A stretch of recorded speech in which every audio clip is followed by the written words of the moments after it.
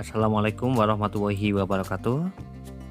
Apa kabarnya para sahabat kembang desa semuanya dan para pecinta tanaman hias dimanapun berada.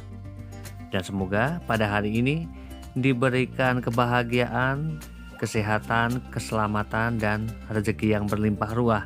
Amin. Dan di video kali ini, Kembang Desa berada di kediaman rumah Bapak Kepala Desa yang memiliki koleksi tanaman hiasnya itu sama sekali tidak banyak.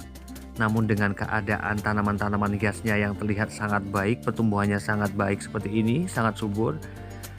Kembang Desa penasaran kira-kira Bapak Lurahnya ini menggunakan media tanam apa untuk menanam tanaman hiasnya. Karena yang pastinya sahabat Kembang Desa dan para pecinta tanaman hias di rumah juga senang ya ketika melihat tanaman-tanaman hias yang bisa tumbuh subur seperti ini. Corak daunnya juga sangat cantik-cantik sekali. Dan untuk penataannya juga simpel ya, hanya dijajar seperti ini, namun dengan keadaannya yang rimbun seperti ini jadi terlihat cantik saja. Dan langsung saja ya, saya bakalan mereview beberapa tanaman hias yang berada di sini. Yang pertama di sini ada tanaman hias Divenbasia White Flame. Di sini terdapat beberapa pot tanaman hias Divenbasia White Flame ini. Dan kemudian juga ada tanaman hias Divenbasia Bewari Tiger. Di sini memiliki warna daun yang sangat cantik sekali ya.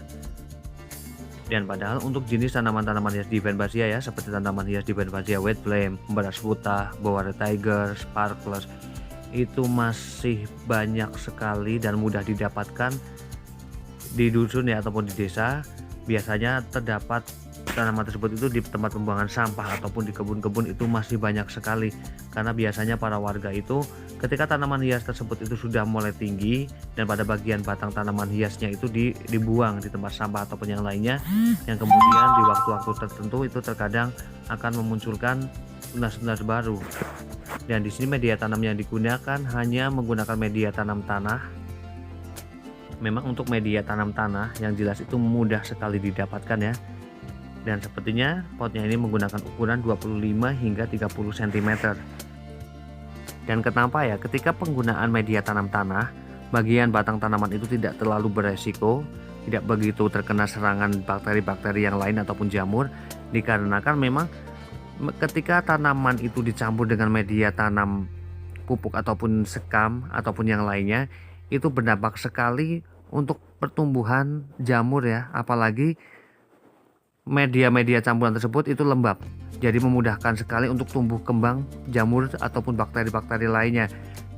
Dan manfaat selanjutnya adalah bagian batang tanaman itu jauh lebih kokoh ya, karena media tanam tanah itu meskipun tidak berporos, namun ketika dilakukan penyiraman itu akan lebih bantat sehingga menguatkan pada bagian batang tanaman tersebut.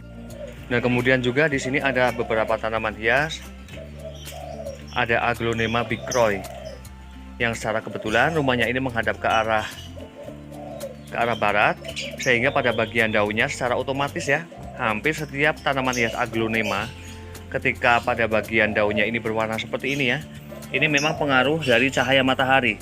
Namun pertumbuhannya memang sangat bagus, sangat rimbun sekali, karena memang setiap tanamannya itu membutuhkan pancaran dari cahaya matahari, biasan sinar matahari. Namun ketika keterusan ya terkena cahaya matahari, dampak yang didapatkan adalah daun-daun yang warnanya ini tidak begitu cantik ataupun kusam. Dan kemudian untuk ukuran pot sebenarnya tidak bermasalah ya, karena di sini juga sepertinya untuk ukuran pot berdiameter sekitar 28 hingga 30 ya. Di sini penuh sesak sekali. Namun keadaan pertumbuhannya memang sangat bagus. Karena apa? Yang pastinya media tanam itu setidaknya ketika sudah seperti ini ya, sudah rimbun seperti ini dan ukuran potnya kecil, setidaknya harus benar-benar diperhatikan untuk bagian medianya. Ini harus selalu lembab ya, karena apabila memiliki ukuran pot yang sekecil ini, kemudian ukuran tanamannya sudah sebesar seperti ini ya, rimbun seperti ini, namun ketika media tanam selalu terlihat kering, maka juga yang ada bagian tanaman tersebut ini akan menjadi kurus. Dan sangat menyenangkan sekali ya ketika harus melihat tanaman-tanaman hias yang seperti ini, rimbun-rimbun seperti ini. Dan media tanam yang digunakan juga sangat simpel sekali, tanah yang pastinya sangat mudah untuk didapatkan. Dan di sini saya juga bakalan kasih tip ya, agar tanaman hias apapun itu akan terlihat lebih cantik ketika terdapat daun-daun yang sudah mulai rusak seperti ini ya. Ini alangkah baiknya dilakukan pemangkasan ya. Alangkah baiknya dilakukan pemangkasan agar tanaman tersebut ini akan terlihat lebih bagus lagi.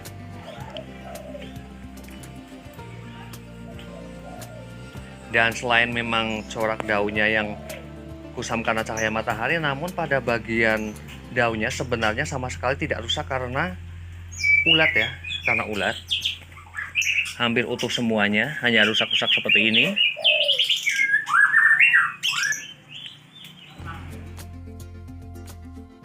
Dan di sini saya juga memiliki tip ya, bagaimana cara memperbaiki tanaman hias alocasia. Yang kebetulan di hadapan saya ini ada tanaman hias alocasia amazonica ataupun tengkorak. Jika pada bagian bonggol dari tanaman hias alocasia tersebut sudah mulai terlihat bermunculan seperti ini ya, ini alangkah baiknya dilakukan pembongkaran dan diganti media tanam. Setidaknya ketika penanaman tanaman tersebut ketika tidak mau dipangkas ya pada bagian bonggol, tidak mau dicacah, ini alangkah baiknya penanamannya itu agak sedikit ke dalam ya, masuk, sehingga pada bagian bonggol tersebut itu tertutup media tanam untuk menumbuhkan kembali tunas-tunas baru pada bagian bonggol tersebut.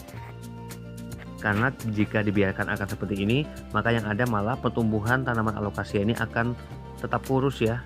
Jadi sangat sayang sekali ketika terdapat tanaman hias yang sebagus ini, amazonica yang sempat viral sekali, ini ditelantarkan seperti ini. Dan mungkin juga sebenarnya naluri ya, ketika seorang pecinta tanaman hias, ketika melihat keadaan tanaman-tanaman hias yang sebenarnya seharusnya bisa dirawat lagi, ataupun dengan melihat keadaannya yang seperti ini, itu rasanya sangat sayang sekali dan seolah-olah itu ingin membongkarnya, kemudian menanamnya, agar bisa pertumbuhannya itu bisa menjadi jauh lebih baik lagi, jauh lebih bagus lagi ya. Dan sebenarnya hampir sama ya untuk memperbanyak tanaman hias keladi dan alocasia. Bedanya untuk jenis tanaman hias alocasia ini bisa memperbanyak dengan cara mencacah pada bagian bonggolnya, dan juga terdapat sulur pada bagian akar tanaman tersebut. Namun untuk jenis tanaman hias keladi memperbanyaknya hanya bisa dengan cara umbinya saja, mencacah bagian umbi. Dan koleksi tanaman hiasnya tidak hanya ada pada bagian sini ya, namun juga pada bagian sebelah sana. Dan sebenarnya untuk jenis koleksi tanaman hiasnya itu sama sekali tidak banyak, namun saya dibuat terpukau dengan keadaan tanaman-tanaman hiasnya yang tumbuh dengan sangat subur sekali. Jadinya saya penasaran kira-kira Bapak Lurah ini menggunakan media tanam apa yang sebenarnya hanya menggunakan media tanam tanah. Dan di sini juga ada tanaman hias sansevieria ataupun lidah mertua, kemudian juga ada tanaman hias teradan setia, kemudian ada lidah buaya juga, ada bougainville, dan di pojok sana ada tanaman hias alocasia, tengkorak ataupun amazonica. Dan jika dilihat dari kondisi-kondisi tanaman hias tersebut ya, memang terlihat sekali bahwa Bapak Lurah ini sangat-sangat menyukai terhadap tanaman hias sudah sejak lama ya.